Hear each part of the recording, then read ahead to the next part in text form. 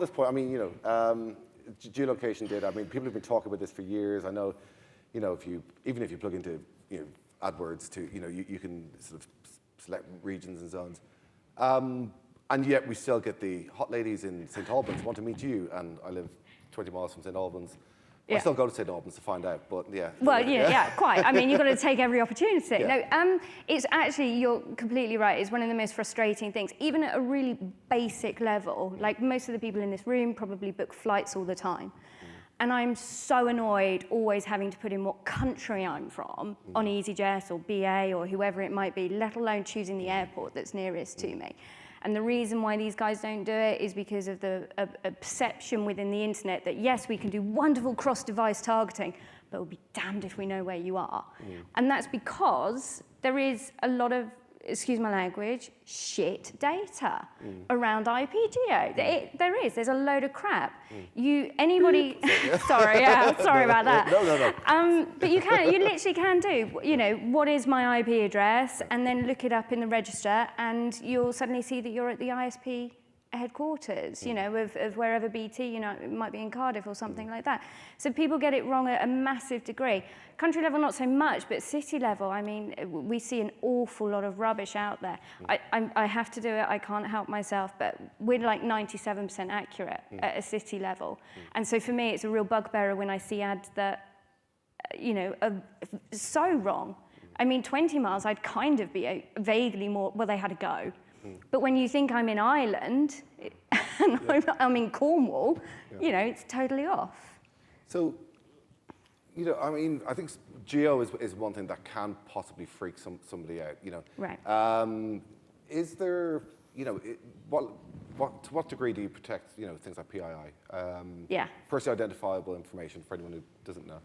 Okay, so you're completely right. It can, the creepy factor gets asked all the time, right? You're following me around the internet, you know where I am. Okay, that's the one thing that IP-Geo doesn't do.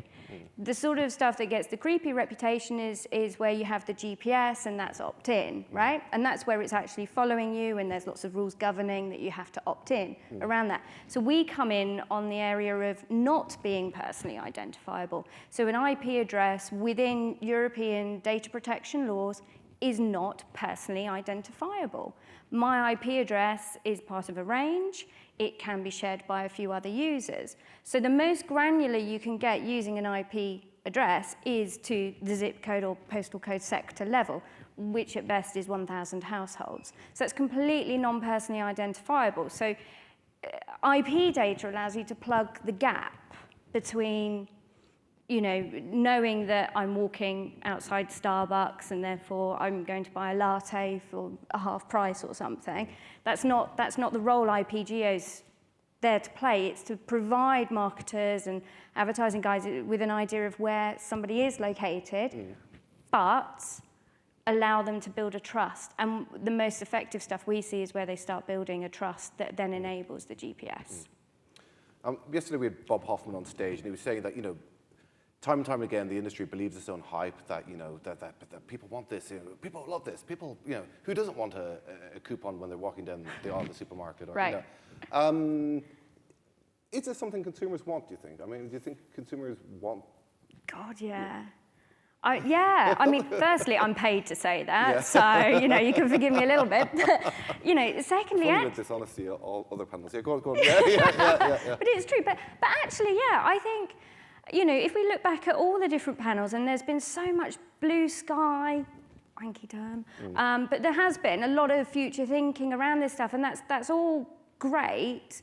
But actually, can you just get some of the basics right about my user experience? I'm busy, I'm using multiple devices, I do want targeted content, I'm happy to watch my Downton Abbey for free, but in return for watching your adverts, but can you just add some value to it?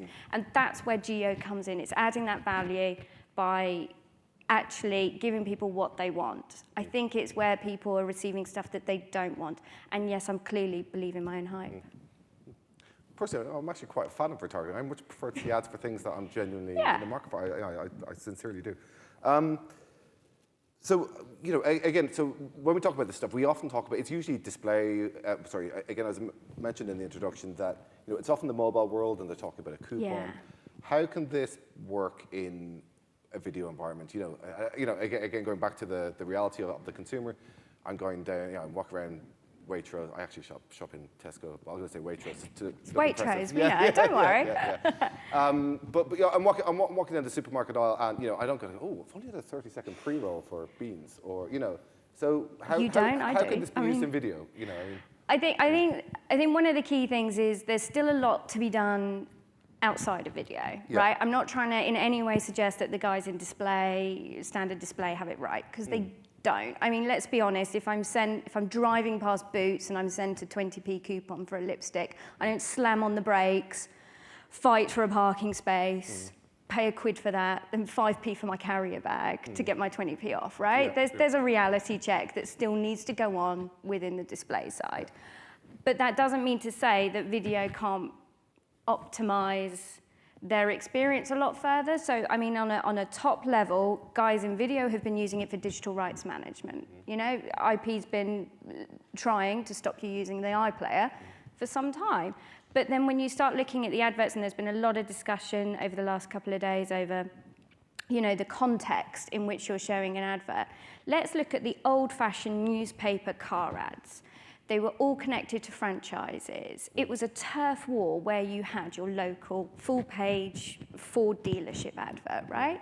So then you have Ford advertising on pre-roll, and they've spent all sorts of money on doing these flashy car ads with whatever tigers running across of it. You then still need that old-fashioned call to action. Well, that's where the Geo comes in to book the test drives, to actually build that connection with what's near that user. That the old metrics from years ago in print still apply to video, and to maximising that, and again to try and build that context a little bit more for the user to encourage the experience. So I think video can definitely benefit from it. And then obviously when you're tallying it with all of your analytics and getting a lot more snazzy, in how you do your targeting, then Geo's still that building block. If you don't know where they're located, what's the point in doing all the other fancy stuff? I mean, if this data is at that user level data, is it registered? Is it registered? Is there any? Is it no? How does it become anonymized? Right. So, I mean, there are some people who use registered data.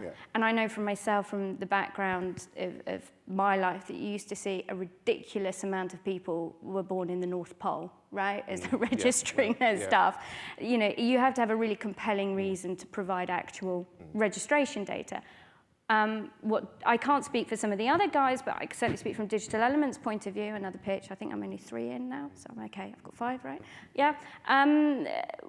We use a multitude of areas of data. Standard trace routing. Then we layer that on top with e-commerce related partnerships. So we're taking data from third parties about where a user's located and having things delivered. And then we're layering on top of that now device-derived data.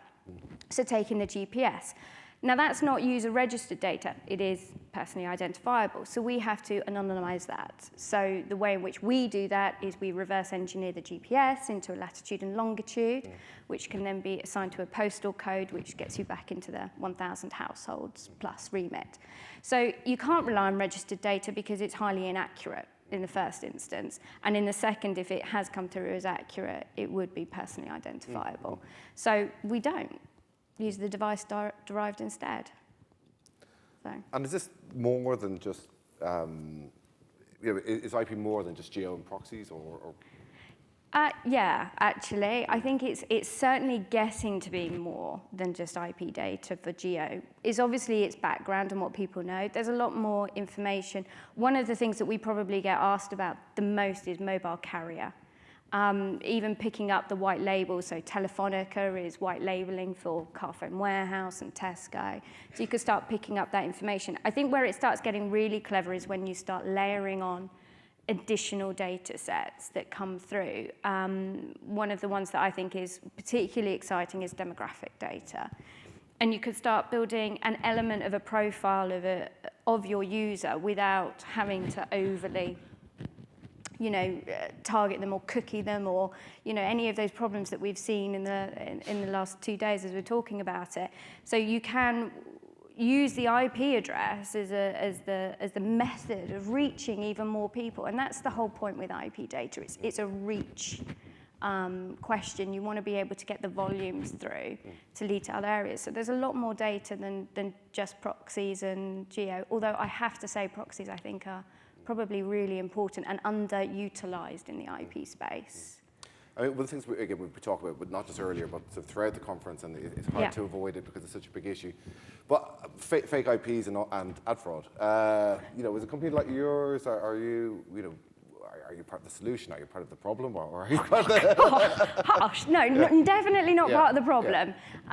Part of the solution. I mean, ad fraud is everybody's problem, right? Everybody here has to think about it and figure out a way of solving it.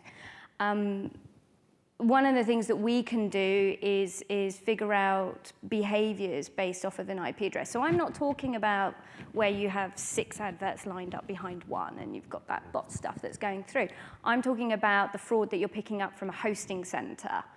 No good comes from this kind of proxying of an IP address. Tor networks, I mean, previous panels today, we're talking about the privacy of the user.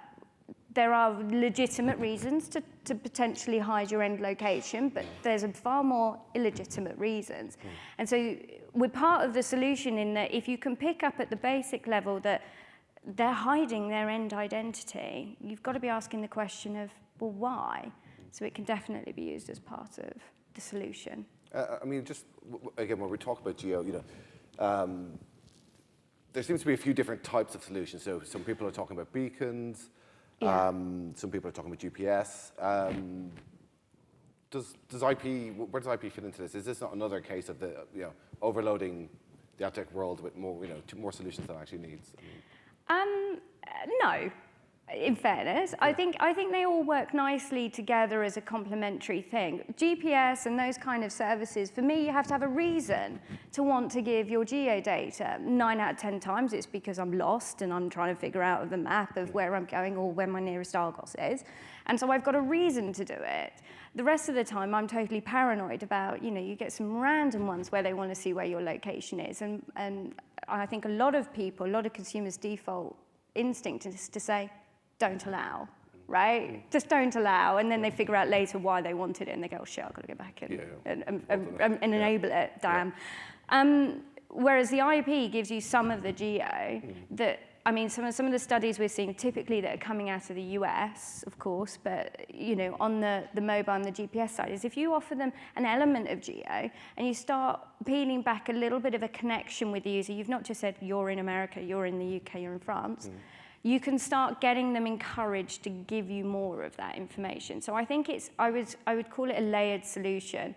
Where you don't have anything else, geo from an IP address can allow you to build a bond to encourage them to get that affinity in the GPS, because ultimately that's going to be the holy grail. That's going to make me slam on the brakes in the car for my 20p off my lipstick. Any questions from the floor? Is there any questions about street level IP targeting? It's because we covered it so well. Yeah, that's the thing. It's covered so well. Can you give a nice round of applause for Charlie, please? Cheers. Thanks.